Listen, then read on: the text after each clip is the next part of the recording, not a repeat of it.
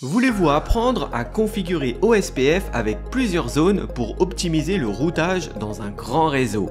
Dans ce TP pratique, nous allons configurer ensemble le routage OSPF sur le routeur 2 pour qu'il puisse communiquer avec les routeurs 1 et 3 situés dans différentes zones. Suivez bien ces étapes détaillées pour configurer et vérifier la configuration OSPF et découvrir comment OSPF divise les réseaux en zones pour améliorer la performance.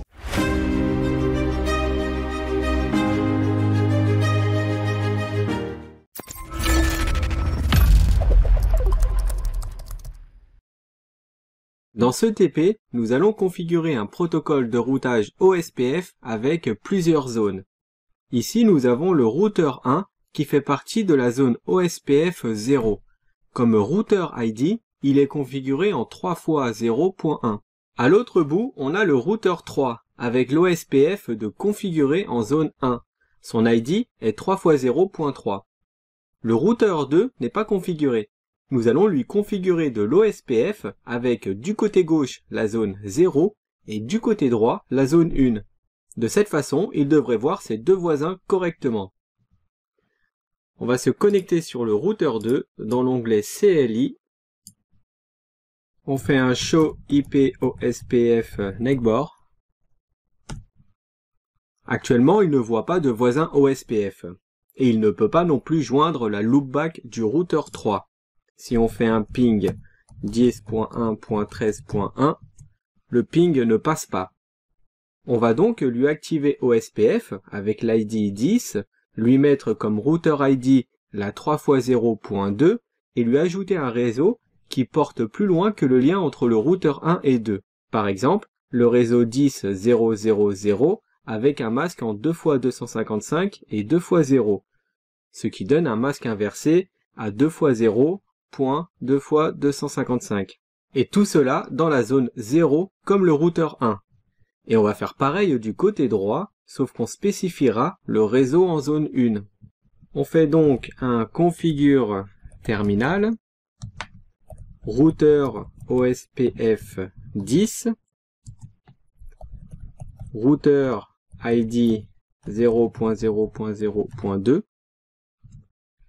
On va lui ajouter le network 10.0.0.0, 2x0.2x255. Et on va lui mettre dans la zone 0. Maintenant, on va s'occuper du côté droit.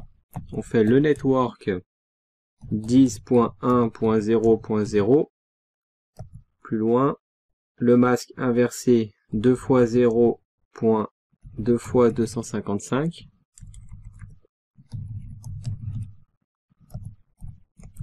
Et on lui met la zone 1. On va attendre la deuxième log. Et voilà, les deux réseaux rattachés au routeur 2 ont bien une adjacence OSPF. On peut aller vérifier en sortant d'ici et en faisant un Show IP OSPF Neckboard. Le routeur 2 voit bien ses deux voisins. Et si maintenant on retente un ping de la 10.1.13.1, cette fois-ci ça fonctionne. Avec la commande Show IP Protocol, on voit tout le paramétrage OSPF. Le numéro de process est le 10. Le routeur ID est 3x0.2. Et on voit l'ensemble des réseaux avec leurs zones respectives qui participent aux échanges OSPF. Le routeur 2 peut router les réseaux 10.0.0.0/16 dans la zone 0. Et le réseau 10.1.0.0/16 dans la zone 1. On peut aussi aller voir le détail des routes en faisant un Show IP Route OSPF. Ici, les deux réseaux qui sont représentés par la lettre O pour OSPF sont les réseaux loopback des routeurs 1 et 3.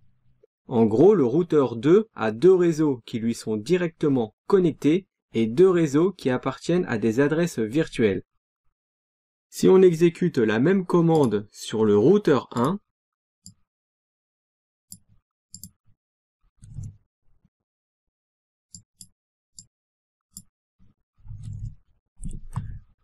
show IP route OSPF, on y voit ces deux réseaux qui lui sont connectés, celui de la loopback 0 et celui du lien entre le routeur 1 et le routeur 2, ainsi que les réseaux qui ne lui sont pas directement connectés, à savoir celui du lien entre le routeur 2 et le routeur 3 et celui de la loopback 0 du routeur 3.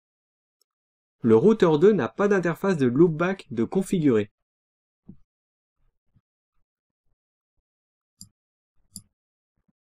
Les deux lettres qu'on voit, IA, après le sigle O pour OSPF, signifient qu'il s'agit de réseaux qui font partie d'une autre zone OSPF.